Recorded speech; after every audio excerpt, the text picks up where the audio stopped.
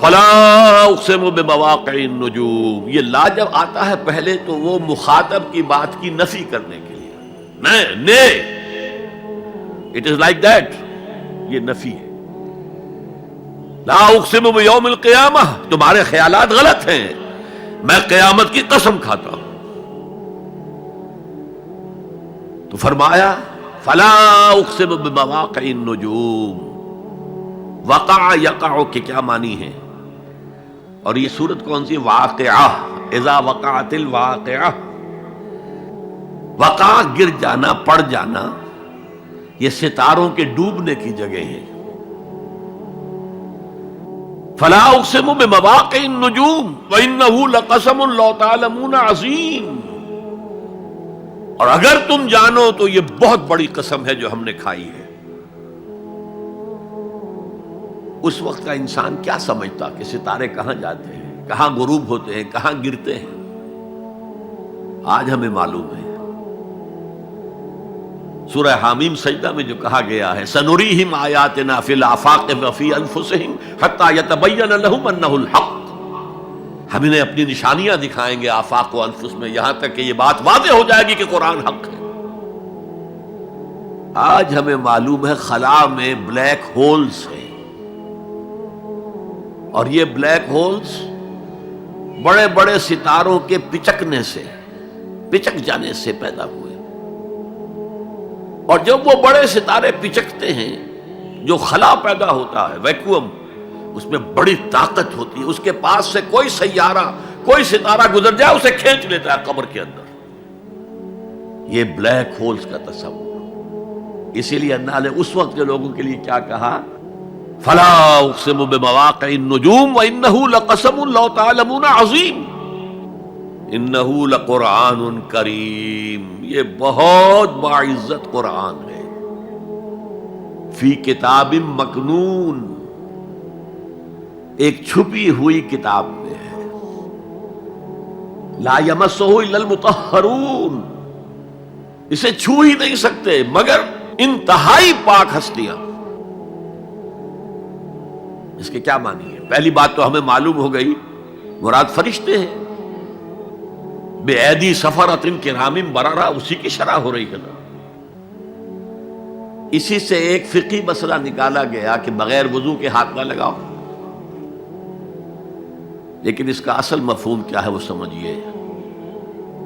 قرآن کی روح تک کوئی نہیں پہنچ سکتا جب تک کہ تزکیہ نفس نہ ہو گیا۔ اگر حب مال، حب دنیا، حب جاہ، حب شہرت، اگر یہ تمام محبت میں دل سے نکل نہ جائیں تو قرآن کی روح تک آپ کی اپروچ نہیں ہوگی۔ مولانا روم نے کہا ہے، اگرچہ ذرا میں سمجھتا ہوں کہ انہوں نے بہت سخت الفاظ استعمال کیے ہیں، ماز قرآن مغزہا برداشتے استخاں پیش سگاں انداختے، ہم نے قرآن سے اس کا مغز لے لیا ہے، جو ایسنس ہے وہ کھینچ لیا ہے، ہڈی کا گودا جو ہے وہ ہم نے نکال لیا ہے، ہڈیاں ہم نے پھینک دی ہیں کتوں کے سامنے جو لڑ رہے ہیں۔ علم کلام کا مسئلہ ہے صفات حق حق سے جدا یا عین ذات، قرآن مخلوق ہے یا نہیں ہے، غیر مخلوق، اور بڑے بڑے ہو رہے ہیں اس کے اوپر، یہ کتے لڑ رہے ہیں ان ہڈیوں کے اوپر۔ ہم نے اس میں سے اصل شے نکال لی، وہ کیا ہے؟ اللہ کی محبت، اللہ کی معرفت، یہ ہے اصل شے۔ ماذ قرآن مغزہ برداشتے استخاں پیش سگاں انداختے۔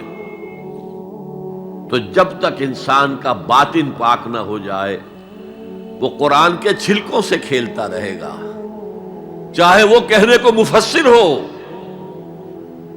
قرآن کے باطن تک کبھی نہیں پہنچے گا۔ فی کتاب مکنون لا یمسہ الا المطہرون تنزیل من رب العالمین، یہ تھوڑا تھوڑا کر کے اتارا گیا ہے رب العالمین کی طرف سے۔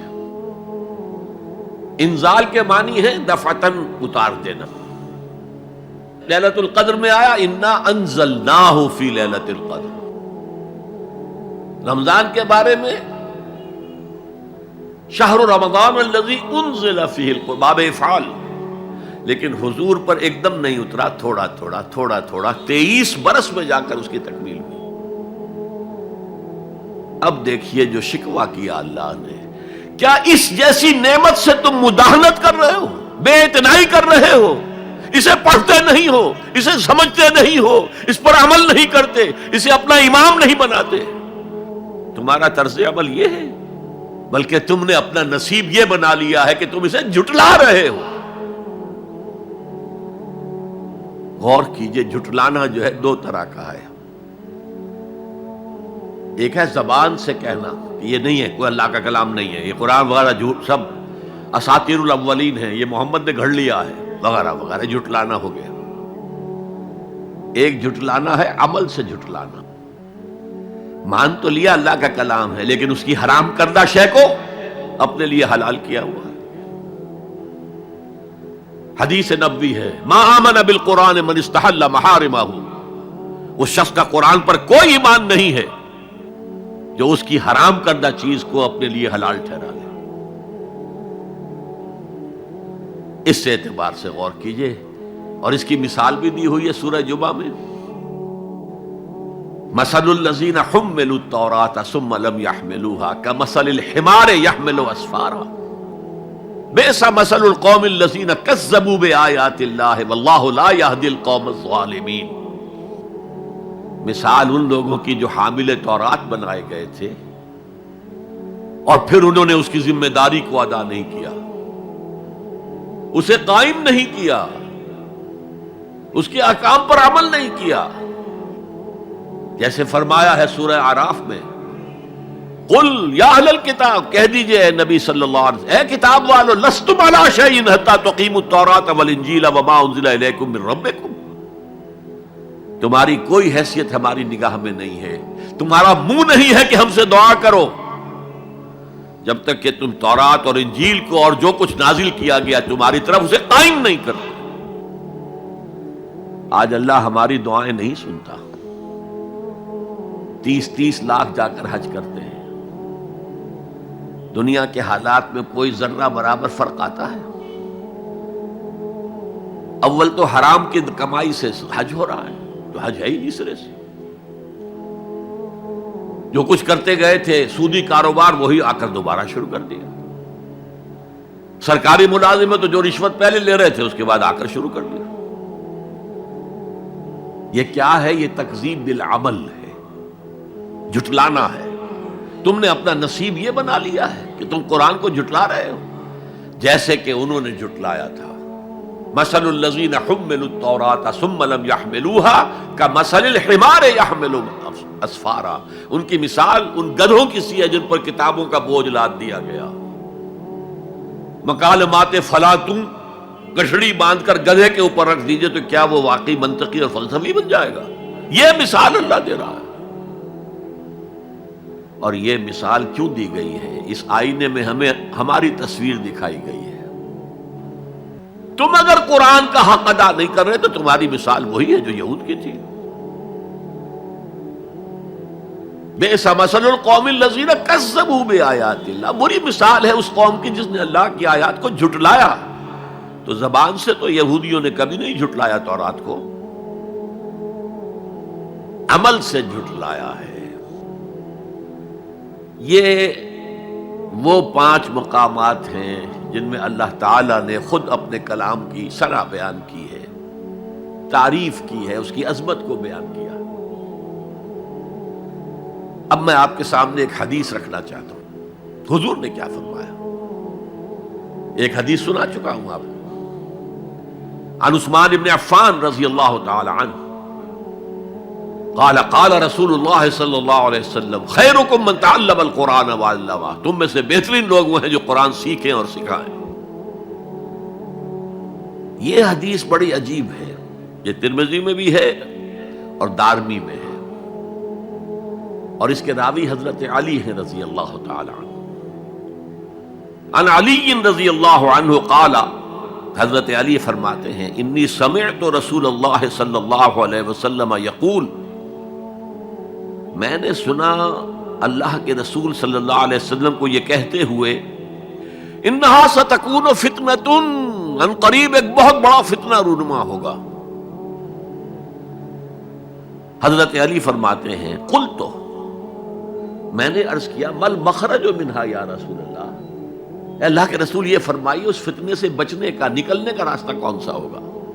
جیسے آپ بڑے بڑے حالوں میں دیکھتے ہیں ایگزٹ، عرب ممالک میں لکھا ہوتا ہے مخرج، اگر کہیں آگ لگ جائے، کہیں دھواں بڑھ جائے تو نکلو، لال جو روشنیاں ہیں ان کے اندر جو نیچے دروازے ہیں ان کی طرف جاؤ، یہ مخرج ہے جان بچانے کی۔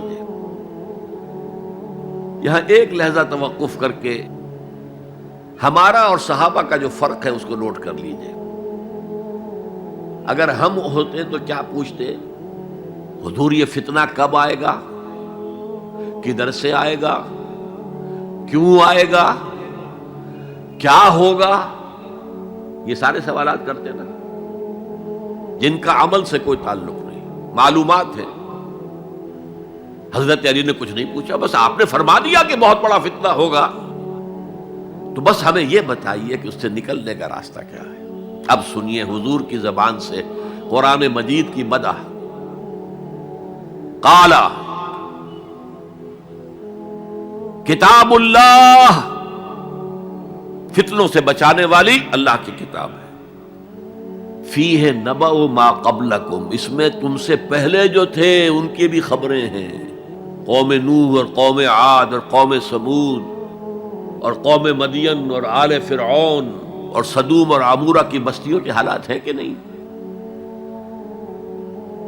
وَخَبَرُ مَا بَعْدَكُمْ، اس میں تمہارے بعد جو آنے والے حالات ہیں وہ بھی درج ہیں، ذرا کھدائی کر کے نکالنا پڑتا ہے ورنہ حالات موجود ہیں۔ ایک اوپر کی چیز ہے، سامنے کی چیز ہے، ایک ذرا اندر سے کھدائی کر کے، لیکن یہ کہ حضور فرما رہے ہیں خبرو ما بعدکم وحکم ما بینکم، اور جو بھی اختلافات تمہارے درمیان ہوں گے ان کا فیصلہ بھی اس کتاب میں موجود ہے۔ کاش کہ ہم اپنے مذہبی اختلافات کو رفع کرنے کے لیے قرآن کی طرف رجوع کریں، جو حبل اللہ ہے، واعتصموا بحبل اللہ جميعا ولا تفرقوا۔ تو فرمایا کتاب اللہ فیہ نبأ ما قبلکم وخبر ما بعدکم وحکم ما بینکم، هو الفصل لیس بالحزل، وہ فیصلہ کن کلام ہے، ایسے ہی یابہ گوئی نہیں ہے، یہ قرآن کی آیات ہے۔ انہ لقول فصل وما هو بالحزل، سورہ طارق کے اندر آیا، طارق میں هو الفصل لیس بالحزل من ترکہ من جبار قسمہ اللہ، اگر کوئی جبار شخص اپنی سرکشی میں اس قرآن کو ترک کر دے گا اللہ اسے پیس کر رکھ دے گا۔ وَمَنِ ابْتَغَى الْهُدَى فِي غَيْرِهِ أَضَلَّهُ اللَّهُ، اور جو کوئی ہدایت حاصل کرنا چاہے گا قرآن کے سوا کسی اور چیز سے، اللہ اسے لازماً گمراہ کرے گا۔ کتاب ہدایت تو یہ ہے۔